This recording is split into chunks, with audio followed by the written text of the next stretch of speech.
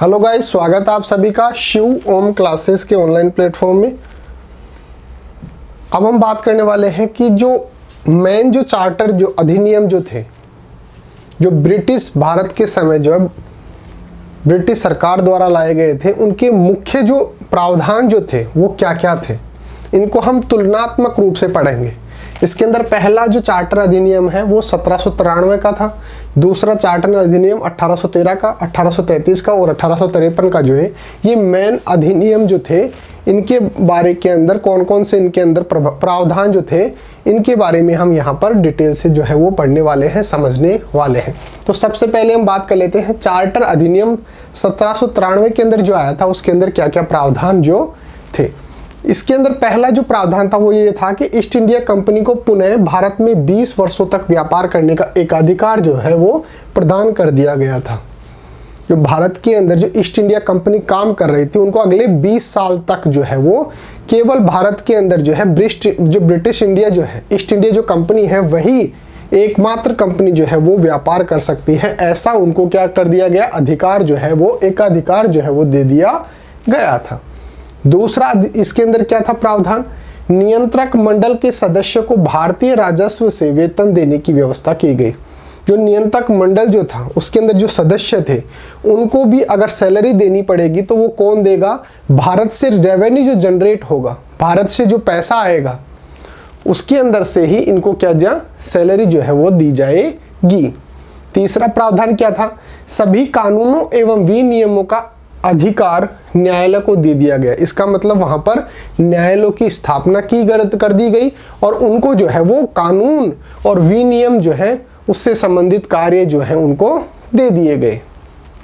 अगला प्रावधान क्या था, गवर्नर जनरल को उप प्रधान नियुक्त करने का एक अधिकार जो है वो दे दिया गया। गवर्नर जनरल जो भारत का होगा, ब्रिटिश भारत का जो गवर्नर जनरल होगा, वही जो है वो उप प्रधान का जो पद था उसके लिए कौन जो है वो बनाया जाएगा, उसका अधिकार भी किसको दे दिया गया, गवर्नर जनरल को। इसका अधिकार जो है वो कि इसका डिसीजन कौन लेगा, गवर्नर जनरल इसके डिसीजन जो है वो लेगा।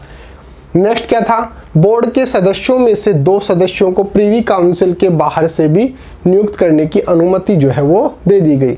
बोर्ड के अंदर पहले क्या होता था, जो प्रीवी काउंसिल थे उसी के पूरे सदस्य होते थे, लेकिन इसके अंदर क्या कर दिया गया कि 2 सदस्य जो है वो प्रीवी काउंसिल से बाहर से भी लिए जाएंगे। तो ये था, ये प्रावधान किसके थे, चार्टर अधिनियम 1793 के। अब बात कर लेते हैं चार्टर अधिनियम 1813। इसके अंदर क्या क्या प्रावधान थे वो देख लेते हैं। इसके माध्यम से अन्य अंग्रेजी व्यापारी जो थे उनको भारत के अंदर जो है वो व्यापार करने की अनुमति जो है वो दे दी गई थी। यहाँ पे क्या किया गया था कि केवल जो ईस्ट इंडिया कंपनी है वही व्यापार करेगी, इसके अलावा और कोई व्यापार जो है वो भारत के अंदर नहीं कर सकता है। ऐसा प्रावधान जो है वो रखा गया था। यहाँ पर क्या कर दिया गया कि और कोई भी जो है वो वहाँ पर व्यापार कर सकता है। जो ईस्ट इंडिया कंपनी का जो एकाधिकार था उसको समाप्त करके और सभी को जो है वो भारत के अंदर व्यापार करने के लिए अलाउ जो है वो कर दिया गया था।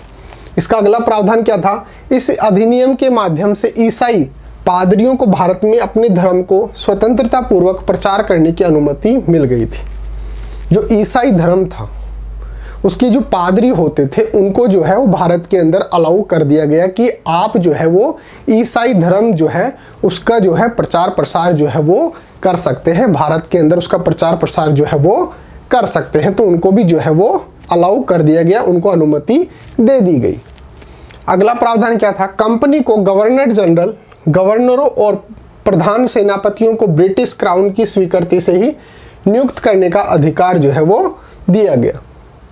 पहले जो गवर्नर जनरल होगा या फिर अन्य कोई गवर्नर होगा या फिर कोई प्रधान सेनापति जो होगा, जो पूरी सेना का जो हेड होता है, इस प्रकार से जो पद होते हैं उन पर किसको नियुक्त किया जाएगा, ये फाइनल डिसीजन जो है वो क्राउन लेगा। क्राउन का मतलब जो ब्रिटेन का जो राजा या फिर जो रानी होती थी वो इसका डिसीजन लेंगे। ये इसके अंदर प्रावधान जो है वो किया गया। अगला क्या था, कंपनी को अगले 20 वर्षों के लिए भारतीय प्रदेशों एवं राजस्व पर नियंत्रण का अधिकार जो है वो दे दिया गया। कंपनी को, यानी ईस्ट इंडिया कंपनी की बात चल रही है कि अगले 20 साल के लिए आप जो है वो भारतीय जो प्रदेश हैं और जो राजस्व जो है उस पर जो है आपको अगले 20 साल तक कंट्रोल रखने का जो है वो जिम्मा सौंप दिया गया। यानी कि व्यापार को तो सबको अलाउ कर दिया गया, लेकिन वहां पे कंट्रोल कौन करेगा, वहां पे कंट्रोल कौन करेगा, तो वो किसको जिम्मेदारी सौंपी गई, ईस्ट इंडिया कंपनी को। भारतीय राजस्व व्यय करने के लिए नियम एवं पद्धति बनाई गई कि भारत के अंदर जो राजस्व जो आता है, पैसा जो आता है, उसको आप कहां पर और कितना खर्च करेंगे, उसके लिए भी जो है वो नियम कायदे जो है वो इस अधिनियम के अंदर बनाए गए। अगला चार्टर अधिनियम 1833 का है। इसके अंदर क्या क्या प्रावधान है, इस अधिनियम के माध्यम से बंगाल के गवर्नर जनरल को भारत का गवर्नर जनरल जो है वो बना दिया गया। तो किस अधिनियम के द्वारा बनाया गया, 1833 का जो अधिनियम था उससे बना दिया गया कि बंगाल का जो गवर्नर जनरल होगा वही पूरे भारत का जो है वो गवर्नर जनरल कहलाएगा। ऐसा प्रावधान जो है वो चार्टर अधिनियम 1833 के अंदर कर दिया गया, जिसमें सभी नागरिक एवं सैन्य शक्तियां निहित होंगी। उसके अंदर सभी नागरिक और सैन्य जो शक्तियां होती हैं वो उसके अंदर निहित होंगी। किसके अंदर, जो भारत का गवर्नर जनरल होगा। और भारत का गवर्नर जनरल कौन होगा, जो बंगाल का जो गवर्नर है वही क्या होगा, भारत का गवर्नर जनरल। इस अधिनियम के माध्यम से भारत के गवर्नर जनरल को पूरे ब्रिटिश भारत में कानून बनाने का असीमित अधिकार प्रदान कर दिया गया। पूरे भारत के अंदर कौन सा कानून रहेगा, कौन सा नियम बनेगा, ये पूरी की पूरी शक्ति जो है वो भारत का जो गवर्नर जनरल होगा उसी को ये पूरी की पूरी शक्ति जो है वो दे दी गई। यानी कि उसको असीमित अधिकार इस बात का दे दिया गया कि भारत के अंदर कौन सा कानून होगा, क्या कानून होगा, उसकी असीमित शक्तियां, असीमित अधिकार जो है वो किसको दे दिया गया, जो भारत का गवर्नर जनरल होगा। इस अधिनियम के माध्यम से विधि विशेषज्ञ सदस्य के रूप में एक अतिरिक्त सदस्य की नियुक्ति की गई। लॉर्ड मैकाले की अध्यक्षता में विधि आयोग का गठन पहली बार किया गया। जो लॉर्ड मैकाले था उसकी अध्यक्षता के अंदर पहला विधि आयोग जो है उसका गठन किया गया था। इस अधिनियम के माध्यम से सिविल सेवकों के लिए खुली प्रतियोगिता आयोजित करने का प्रयास किया गया। इस अधिनियम ने केंद्रीयकरण को बढ़ावा जो है वो दिया। इस चार्टर अधिनियम 1833 के माध्यम से ही जो IAS IPS ये जो एग्जाम आप देखते हैं, उस समय इनको ICS बोला जाता था, जिनको अब आप IAS बोलते हैं, जो UPSC कंडक्ट करवाती है, उनको उस समय क्या बोला जाता था, ICS।